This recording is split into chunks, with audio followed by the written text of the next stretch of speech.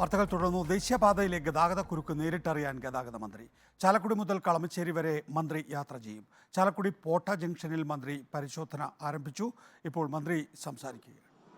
അതിനുള്ളൊരു സംവിധാനം വരും. അതോടുകൂടി കുറേ ആളുകൾ ട്രാഫിക് നിയമങ്ങൾ പാലിക്കാൻ തുടങ്ങും. കാരണം ജനങ്ങൾ തന്നെ, പൗരൻ തന്നെ എൻഫോഴ്സ്മെന്റ് ഏറ്റെടുക്കും. പൗരന്മാർ തന്നെ എടുക്കുമ്പോൾ പിന്നെ കുശുമ്പുകൊണ്ടും ദേഷ്യം കൊണ്ടോ കഴിക്കുന്ന കാണാം. അത് നമ്മൾ എടുക്കില്ല. ഈ പരിശോധന ഫലപ്രദമാവും. തീർച്ചയായിട്ടും വരും. ഞങ്ങൾ പരമാവധി ലൈറ്റ് അണയ്ക്കാനല്ല. അങ്കമാലിയിലൊക്കെ ഭയങ്കര കുരുക്കാണ്. അതിനൊരു പ്ലാൻ കണ്ടിട്ടുണ്ട്. അത് അവിടുത്തെ MLA യും ജനപ്രതിനിധികളോട് സംസാരിച്ചിട്ട് ഇന്ന് തന്നെ തീരുമാനമാക്കും.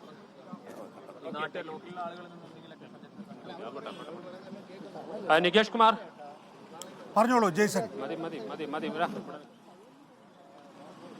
അതായത് ഇപ്പോൾ തൃശ്ശൂരിൽ നിന്ന് പുറപ്പെട്ട മന്ത്രി ഇന്ന് ആദ്യം എത്തിയത് തൃശ്ശൂരിലെ ദേശീയപാതയിൽ നിന്ന് അതിരപ്പള്ളിയിലേക്ക് പോകുന്ന വഴിയിലേക്കായിരുന്നു. പിന്നീട് ഇപ്പോൾ പോട്ട ജംഗ്ഷനിലാണ് അദ്ദേഹം എത്തി നിൽക്കുന്നത്. ആളുകളായിട്ട് സംസാരിക്കുന്നുണ്ട്, പ്രാദേശികമായ പരാതികൾ സ്വീകരിക്കുന്നുണ്ട്, ദേശീയപാതയിലെ എന്തെല്ലാം അപാകതകളുണ്ടെന്ന കാര്യം പരിശോധിക്കുന്നുണ്ട്.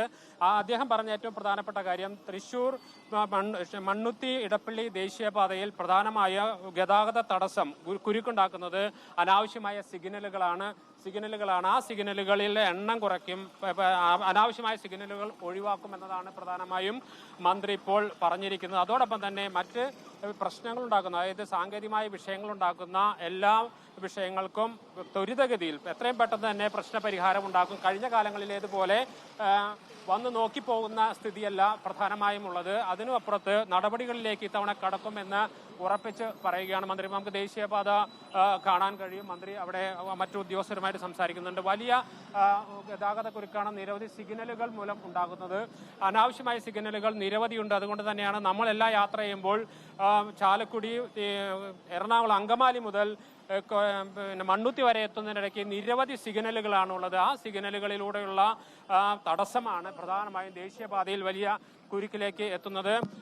ഏതായാലും മിനിസ്റ്ററെ, നമുക്ക് എത്രയും പെട്ടെന്ന് തന്നെ ഉണ്ടാവണമെന്നാണ് ആളുകളുടെ പ്രധാനപ്പെട്ട ഒരു ആവശ്യം. തീർച്ചയായിട്ടും അത് ഇപ്പൊ കഴിച്ച് തന്നെ ആവണം. ഇത് ഞാനും ഈ കുരുക്കിൽ ഒരു സാധാരണക്കാരൻ എന്ന നിലയിൽ, മന്ത്രി എന്ന നിലയിലല്ല, മന്ത്രിക്ക് ചിലപ്പോൾ പോലീസും അവർ സഹായങ്ങൾ ചെയ്തു തരും. പക്ഷേ സാധാരണക്കാരൻ എന്ന നിലയിൽ, ഞാൻ MLA എന്ന നിലയിൽ ഇതിൽ കടന്നു പോകുമ്പോൾ വളരെ ബുദ്ധിമുട്ട് എനിക്ക് അനുഭവപ്പെട്ടു. മണ്ണുത്തി ഇടപ്പള്ളി ദേശീയപാതയിലാണ് ഏറ്റവും അധികം വാഹനങ്ങളുള്ളത്. ഈ സിഗ്നലുകൾ, അനാവശ്യമായ സിഗ്നലുകൾ മാറ്റുക തന്നെ പഠിച്ചു നോക്കൂ. സിഗ്നലുകൾ, അനാവശ്യമായ സിഗ്നലുകൾ അണച്ചാൽ ഈ ട്രാഫിക് കുരുക്കെല്ലാം മാറും. പ്രാദേശികമായ എതിർപ്പുകൾ അതൊക്കെ ഉണ്ടാവും. അതിപ്പോൾ ഏത് കാര്യത്തിനുണ്ടല്ലോ. നമ്മൾ ഈ സോഷ്യൽ മീഡിയ ഒക്കെ ഉള്ളതുകൊണ്ട് പണ്ട് പറയും അമ്മയെ തല്ലിയ രണ്ട് അഭിപ്രായം. ഈ യാത്ര എന്തായാലും വെറുതെ ആവില്ല.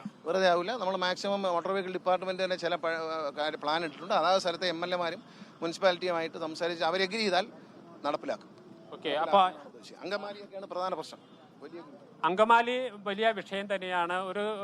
ഒരു ബൈപ്പാസ് ഇല്ലാത്തതിന്റെ വലിയ പ്രതിസന്ധി അങ്കമാലിയിലുണ്ട്. അതിന് പരിഹാരമുണ്ടാക്കും. അതോടൊപ്പം തന്നെ പ്രധാനമായി ഇപ്പോൾ മന്ത്രി ഉറപ്പു നൽകിയിരിക്കുന്ന ഈ യാത്ര വെറുതെ ആവില്ല എന്ന് അദ്ദേഹം ഉറപ്പിച്ച് പറയുന്നു. സാധാരണ ഒരു കടത്ത് കഴിക്കുന്ന രീതിയിലുള്ള ഒരു പരിശോധനകൾ ഉണ്ടാവാറുണ്ട്. അതിൽ നിന്ന് വ്യത്യസ്തമായി കൃത്യമായ ഒരു റിസൾട്ട് ഈ പരിശോധനയിലുണ്ടാകും. ഗതാഗതക്കുരുക്ക് കഴിക്കാൻ വേണ്ട പ്രാഥമികമായ എല്ലാ നടപടികളും സ്വീകരിക്കുമെന്ന് മന്ത്രി ഇവിടെ എത്തിയവർക്ക് ഉറപ്പ് നൽകുന്നുണ്ട്. ജനപ്രതിനിധികൾ, ചാലക്കുടി MLA സനീഷ് ജോസഫ്, അതുപോലെ തന്നെ മറ്റ് ജനപ്രതിനിധികൾ പ്രാദേശികമായ ആളുകളുടെ പരാതികൾ എല്ലാം സ്വീകരിക്കുന്നുണ്ട്, അവരുടെ ആവശ്യങ്ങൾ കേൾക്കുന്നുണ്ട്.